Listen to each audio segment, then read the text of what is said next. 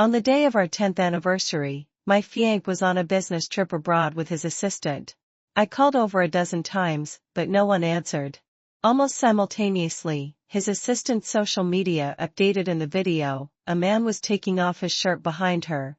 His toned chest muscles rippling under the dim light with intense allure. She captioned it. Traveling abroad with the big lawyer to see the world. He teaches me work by day and life by night. Hee. I didn't panic or get angry.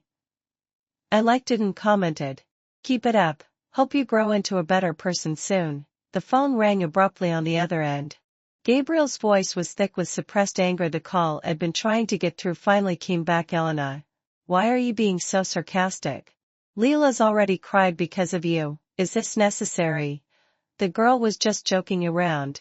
You were young once too. Why can't you take a joke? A flurry of accusations bombarded me, not a single word asking why I who long stopped reaching out first. Had called him over a dozen times in an hour. I held the phone away from my ear and said calmly, let's break up. Silence hung on the line for a few seconds. Then his tone cooled. Just because of a silly video? Yes. Elena. You've mentioned breaking up 3 times in less than 6 months. Aren't you afraid I'll actually agree? Gabriel sighed in frustration. I know you're insecure. You're not getting any younger, always worried I'll be taken by some young girl. But get this straight, first. She has no such thought. Second, do you really think I'm that irresponsible? Tell me. What do you want this time? I'll propose publicly when I get back, and we'll get married during Spring Festival. Will that work?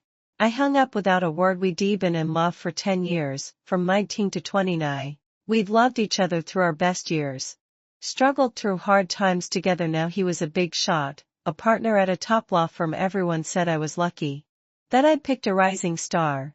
Gabriel was convinced every time I mentioned breaking up, it was just a ploy to push him. I'd already brought it up twice because he kept tolerating Leela's overstepping. Each time, after a Cold War, he'd cave and beg for forgiveness. The first time, he took 10 days off to me visit my parents back home. The second, he gave me a Ferrari and bought a villa as our wedding house. He thought I was pressuring him to marry. He had no idea every time I meant it. But this time, I wouldn't look back. Breaking up was just the final step. I'd already mapped out a new chapter. A new job, a new destination, all waiting for me. I waited for him to come home only because, after 10 long years, even the end deserved to be loud and clear. Gabriel walked in, exhausted. He dumped his suitcase by the door, collapsed on the couch, his voice hoarse. Elena. Is the throat-soothing tea ready? My throat's been acting up this whole trip. It's killing me. He had allergic pharyngitis. Over the years, I'd experimented repeatedly to make the perfect tea for him, better than any medicine once. I would have fussed over him, brought out the pre-made tea, and watched him drink it. But now, my eyes never left the computer screen. I didn't move. Gabriel looked taken aback. He pulled a jewelry box from his pocket, opened it, and held it out. Anniversary gift. Look. Do you like it? When I didn't respond, he took out the ring. Try it on. It's nice. It wasn't the engagement ring I'd imagined, just a dainty, decorative pinky ring. I glanced at it, then kept clicking my mouse. Gabriel's patience ran out. He tossed the ring on the table. Still mad about the other day. I took her abroad for work. I didn't forget our anniversary. I even bought a gift. What more do you want? I looked at him calmly. Did you pick the gift yourself? A flicker of guilt crossed his eyes. But his voice rose. Leela picked it. He said an engagement ring should be custom made, and for a gift, this pinky ring is more stylish. I don't know anything about women's stuff. It's a luxury brand's new season model, recommended by the clerk. What, is that a crime? I held out my right hand flatly. Is that so? Then put it on for me. Gabriel picked up the ring as soon as he tried to slip it onto my pinky. His face froze. My fair, slender finger had a grotesquely twisted joint. The ring got stuck. A mocking joke. He froze, his lips moving soundlessly. I scoffed and pulled my hand back. Gabriel had forgotten my pinky was disabled, from an untreated injury. I could never wear a pinky ring. He'd forgotten so easily, even though the injury was from saving him that car accident. I jumped to push him out of the way. And my pinky was crushed. Back then, we were so poor we owed 6 months' rent, on the verge of homelessness. I used the 80,000 yuan compensation from the driver to pay a year's rent, and spent the rest on a decent suit for his job interview. It wasn't until I cried from the pain at night that Gabriel realized I'd only gotten a cheap cast at a clinic. Never proper treatment that night. We sobbed in each other's arms in our cramped basement. He said he'd love me forever. Cherish me always. Turns out his forever didn't even last 10 years. The cold lock at the door beeped. The door opened softly, and Leela snuck in. She froze when she saw so. Sister-in-law's home too. I didn't mean to disturb. She looked instantly uncomfortable, as if just realizing her entrance was odd. Gabriel left his laptop in the car. I thought he was napping off jet lag after the flight, so I didn't knock. I didn't want to wake him. I stared at Leela, who looked seconds from crying, and said coldly, "You remember the code so well. This isn't your first time sneaking in like this, is it?" Leela's voice trembled, but her face held an unyielding stubbornness. "Sister-in-law, don't misunderstand.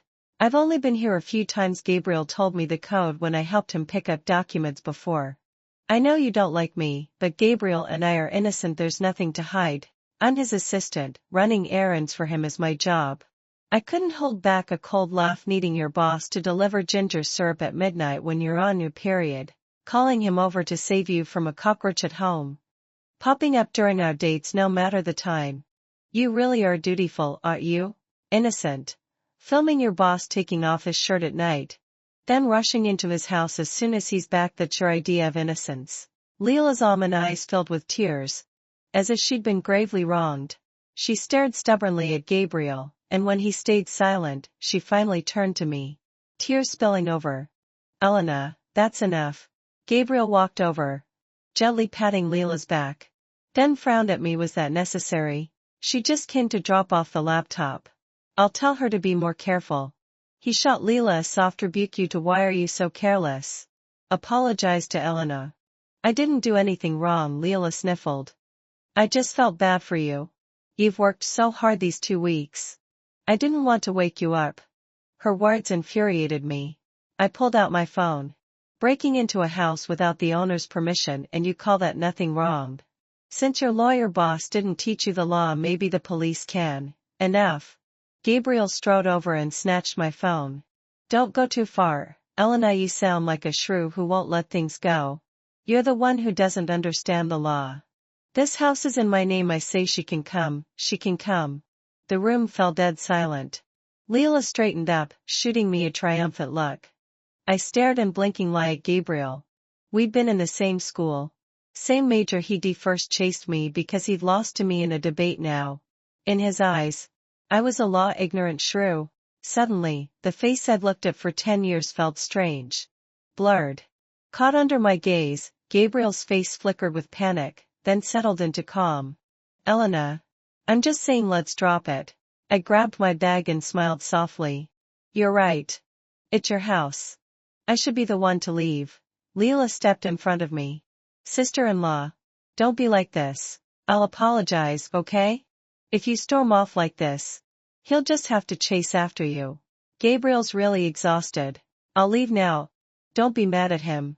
Let him get some sleep, please." She clung to my arm, her sharp nails digging into my skin.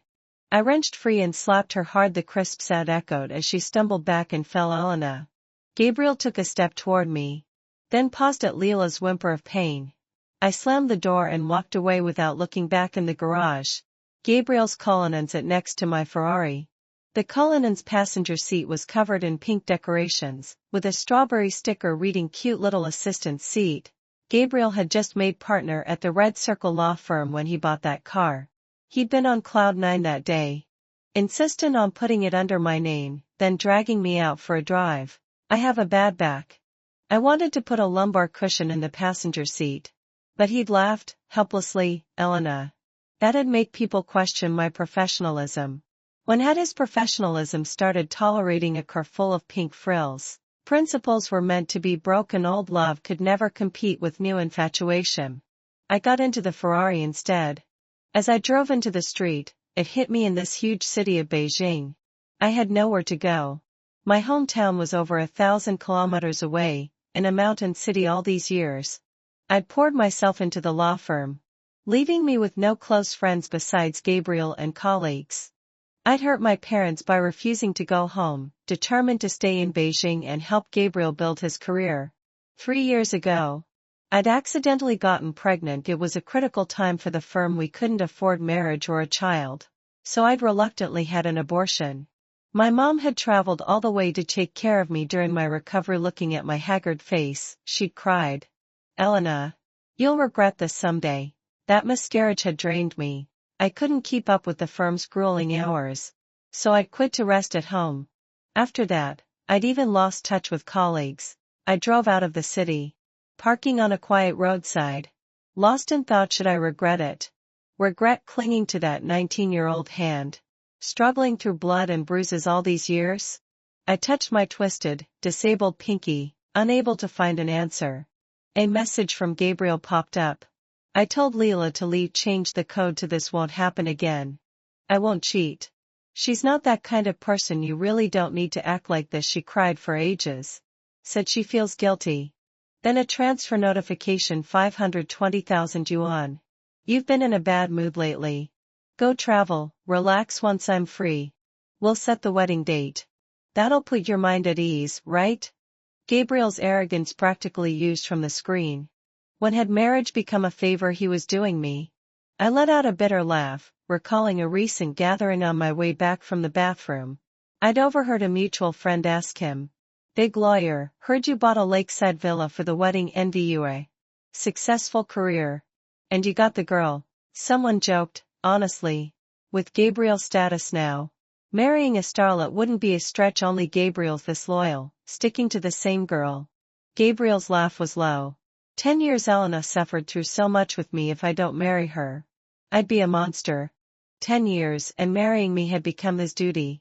I was no longer his love. I was just a heavy burden.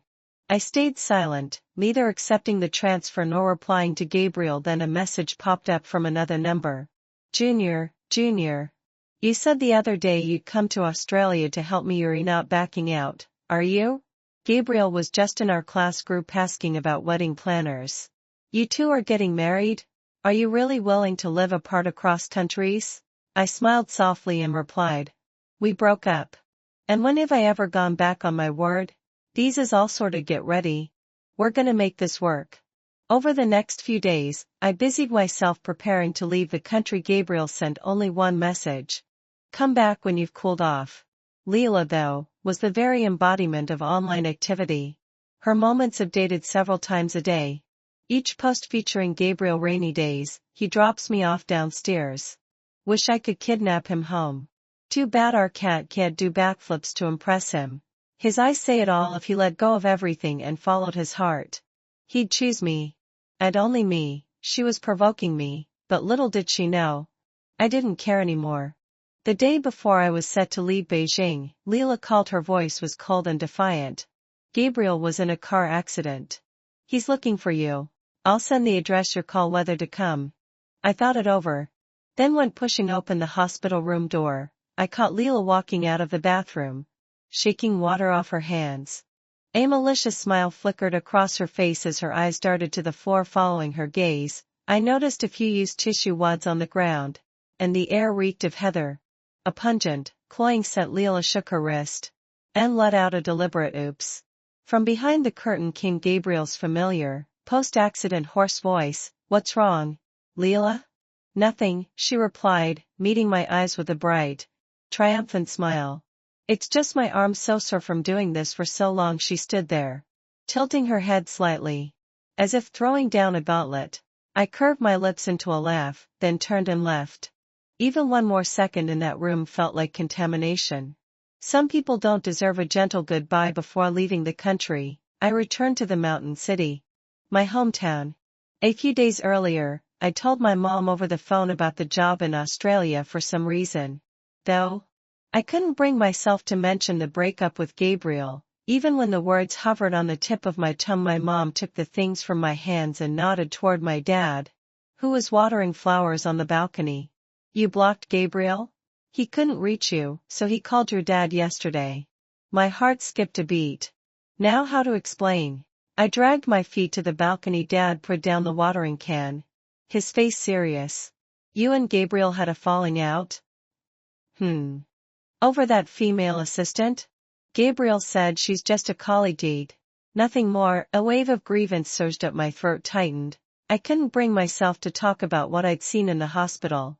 To my surprise, my usually steady dad looked flustered. Why are you crying? If it's over. It's over. No big deal.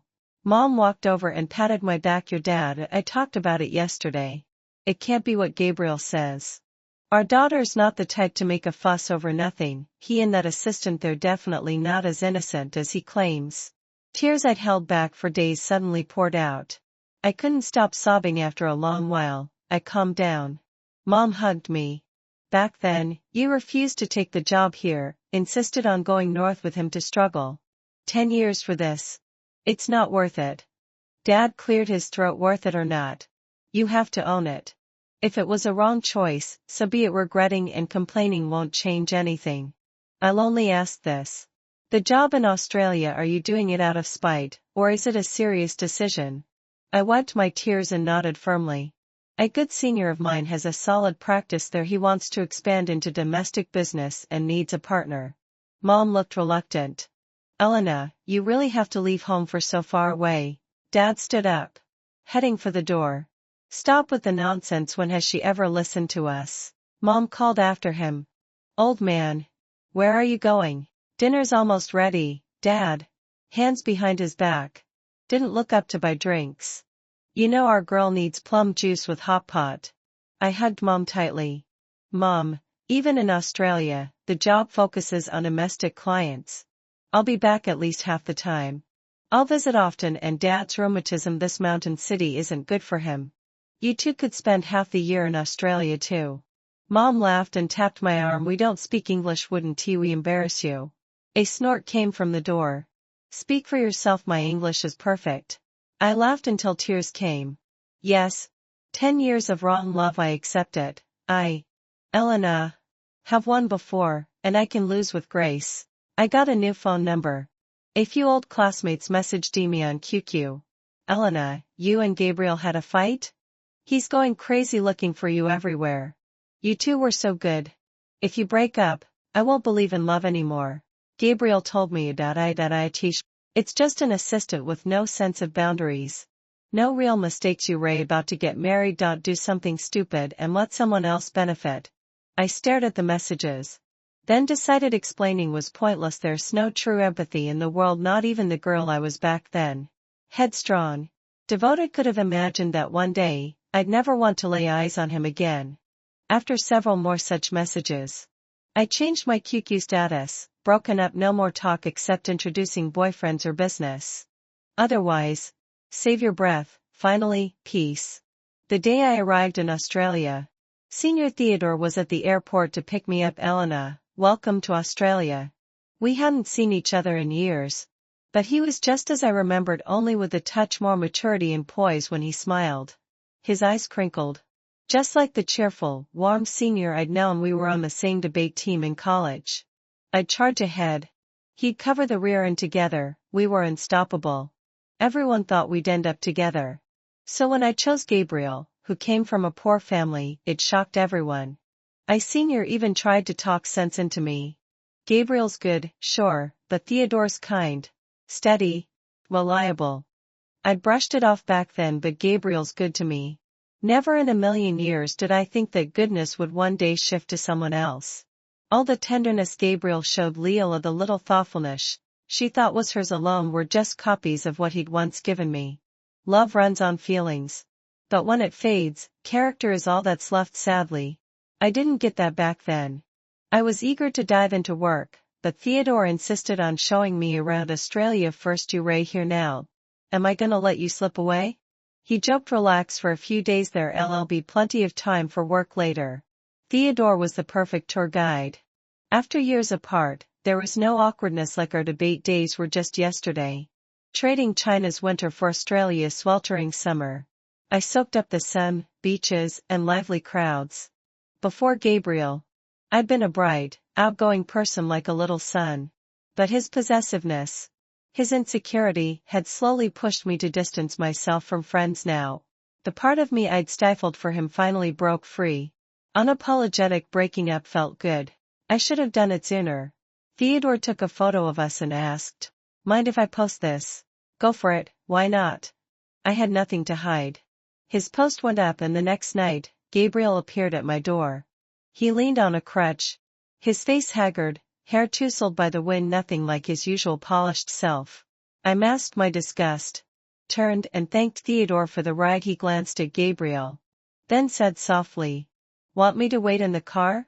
I'll leave once you're inside." I smiled. No, it's fine. I've got this." After Theodore drove off, I walked toward my place as if Gabriel weren't there. He grabbed my wrist, his face dark with rage. "Elena, you've been in touch with him all along, haven't you? You planned this breakup." I scoffed. "Gabriel, I'm not. You don't project your garbage onto me." He fell silent, then cleared his throat. "Elena, if Leela's the problem, I'll fire her. I swear I never touched her." I cut him off. "So using her hand doesn't count?" Gabriel froze, his eyes darting. "Why you shouldn't listen to Leela's lies." "I didn't." I smiled. "I didn't hear it. I saw it. I was right outside the curtain when she complained her arm was sore." "Anything else? I'm tired and want to go in." Gabriel suddenly tossed his crutch aside and hugged me. Desperate. "Don't, Gio, I know I messed up. I didn't touch her. That wasn't real." His words jumbled as he clung to me, his breath hot on my neck. Revulsion surged up. I shoved him away. Nearly gagging, Gabriel stumbled, his face paling in shock. Don't hate me, Elena. I'm not dirty." I fought the urge to vomit. "But I do think you're dirty." He stared at me, disbelieving. I added, "Have some self-respect. Stop harassing your ex." His eyes reddened, lips trembling. "You suffered so much with me. I never wanted to lose you. I admit Leela tempted me. But we never really did anything over this. You'd throw away 10 years? Leela's smarter, prettier, younger than you are, and you scared I'll choose her for real?" I almost laughed. I'd expected excuses, but not this. I clearly still had much to learn about scumbags. "Gabriel, I sincerely wish you a long, happy life. Have a bunch of kids. Please. I'm begging you. I'm the one who doesn't deserve you. A man as great as you. Only Leela's good enough. Happy now. I'm exhausted after today. Goodbye. Don't let the door hit you on the way out." As I turned, he snapped, "Elena, you'll regret this." A month later, our class group organized a reunion. Theodore asked, "Going back for it?" I closed my laptop, stretching my sore back. "Absolutely. The firm needed to expand domestically. And with my 5 years of experience there, I had to rebuild those connections. More friends meant more opportunities. And reunions were great for networking." Theodore and I walked into the banquet hall, and there they were, Gabriel and Leela. Leela wore a fancy pink cashmere dress, a diamond necklace blazing at her throat. She clung to Gabriel's arm like they were glued together. Gabriel's legs seemed healed. He looked sharp, doting on Leela. All hearts and flowers. Everyone knew about our 10 years just weeks ago. Gabriel had been talking about our wedding in the group. Now, faces flickered with surprise. A blunt classmate asked, "Elena, are you and Theodore?" I answered smoothly, "No, I'm single.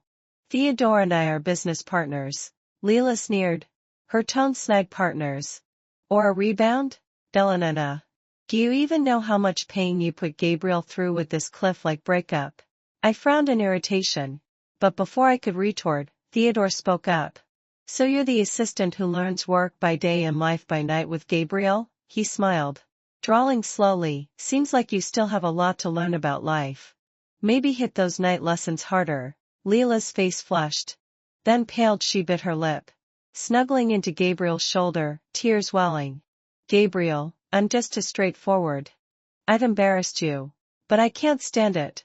How could Ella not read you like this? What did you ever do to her? You were planning a proposal and she was already climbing a higher branch behind your back." Gabriel's face turned livid, his gaze sharp with reproach as he stared at me. "When you're truly speechless, you just laugh." And I wasn't the only one. Even the other female classmates snickered at Leela's clumsy green tea act. Jumping to my defense, "Gabriel, what's with your little drama queen?" one said. "Who here doesn't know Elena?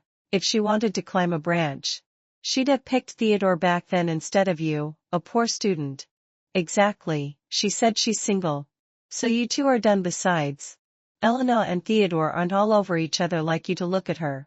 She's practically shoving her chest into your armpit. If you really cared, you'd have married her years ago. Don't play the devoted lover now. I wanted to call you out at the last reunion saying you'd be a monster if you didn't marry her. Please our law department stop beauty?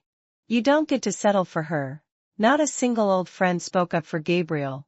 I wasn't surprised my achievements in college were there for all to see. And my efforts during the startup years hadn't gone unnoticed even though I'd left the firm for a few years. No one thought of me as a useless housewife. Gabriel's face darkened to near black.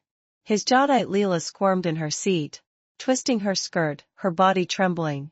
Gabriel, they're just jealous I'm younger. She shot me a hateful look.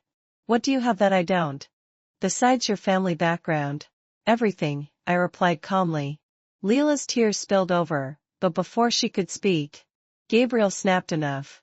A feisty classmate shot back, don't yell. You and your little homewrecker turned this reunion into a mess. Get out. You're ruining the mood. Gabriel shot to his feet, chest heaving, his gaze drilling into me as if he wanted to burn holes through my skin. I held his stare unflinching. After a moment, he gritted his teeth, hauled Leela up, and snarled, let's go. Back in China, Theodore and I'd have been to work. I wasn't stupid after the 10th anniversary fiasco. I'd stayed up all night copying every work file from Gabriel's computer. Lucky for me, he was lazy. His password hadn't changed in years. I never told Theodore about this. I simply built my legal strategies to outmatch Gabriel's. Where he excelled, I did better. Where he slipped up, I patched every gap. I'd poured my heart into building his firm. Without me, he'd have nothing. This was my due. In less than 6 months, I'd poached 80 of the new clients Gabriel had been targeting. With my efforts, even old clients planned to switch to me once their contracts expired. He'd signed a bet agreement with his partners during his heyday, and now that agreement hung over him like a guillotine. Word was he was scrambling, begging for connections to drum up business. Leela stuck by him, posting on her moments. Through thick and thin, I'll stand by you till we rise again. I nearly laughed. Could she at least fix the typo first? With her level of support, rising again would be a stretch. One late summer night, I finished overtime and returned to my place. A figure stood up from the bench by the greenbelt. Gabriel stared at me from a distance. He'd lost weight, his face haggard.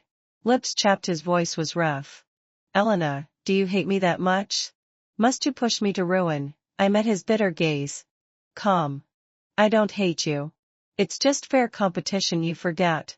I'm a lawyer too. Gabriel fell silent, then whispered, if this is just about bringing me down, I don't care. I'll give up everything if you'll come back. I laughed. But I don't want to give up everything. I just don't want you. Word by word, are you giving up everything? Or have you already lost it all? If you were still on top, would you be here begging me to return? You'd be clinging to your new girl, thinking you'd been generous, and I was the unreasonable one, stuck in my ways. Gabriel, you're smart, but don't treat everyone else like fools. The last flicker of hope in his eyes shattered. I turned to leave. Elena, he called out, desperate. But I still love you. His face twisted with agony, devotion. I never loved anyone else. I'm not with Leela. That day was to make you jealous. I swear. Body and soul, I never betrayed you. I rubbed my forehead, sighing. Here we go again. God. Why not strike down these oath-spitting scumbags with more lightning? I smiled. Proof? Gabriel composed himself. Innocence doesn't need proof. Let's play the professionalism card. I pulled a USB drive from my bag. So innocent until proven guilty, huh? Alright, he who alleges must prove. The Cullinan's dash cam is synced to my phone. You forgot that, didn't you? The car's in my name. The footage is legally admissible. You know that, right? Do I need to remind you what you and Leela did in that car? On the first night you came back from Australia right after chasing me here. You two slept in that car. You and Leela are perfect for each other. You both picked the wrong major. Should be studied acting. You'd probably be a movie star and actress by now. Gabriel's face burned with embarrassment. Yet even then, he clung to denial, scrambling for excuses. I saw you with Theodore. You were so cruel to me. I was blinded by anger, and Leela. She threw herself at me. I cut him off. So the 5'3" Leela pinned you, a 5'11" man, down in the car and forced herself on you? His words dried up. After a long silence, he sank to his knees. His voice ragged. I know I'm wrong.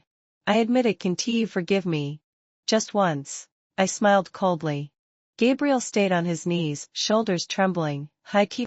His expression hidden. The cropple tree above us shed a few petals in the night breeze. Settling softly on his hair, a distant memory flashed. Our first date, under the school lake scrapple tree. He brushed a petal from my hair, his eyes bright. Then glanced away shyly. A chill settled in my chest. I sighed, softening my tone. Gabriel, if you want even a shred of good memory from our 10 years, let's part decently. Have you never wondered? Why did I call you a dozen times on our anniversary? Gabriel looked up. Stunned. I rested a hand on my stomach. I was going to tell you good news that day, but you never answered. All colored rain from his face. His gaze darted to my stomach. Urgent. You were pregnant? Elena, let's marry right away. I'll make it up to you and the baby, please. I knelt to meet his eyes after seeing you and Leela in that hospital room. I had it aborted, right there. His eyes reddened instantly, his body shaking. How could you be so cruel? Our child. My voice wavered. The miscarriage years ago damaged my body. The doctor said after this procedure I might never have children again. We spent 10 years together. You hurt me. But I never spoke ill of you to anyone. Please. For the sake of that unborn child, let me go. Will you? You were the one who abandoned that child. If you'd answered my call that day, maybe none of this would have happened. By the end, I was choking back tears.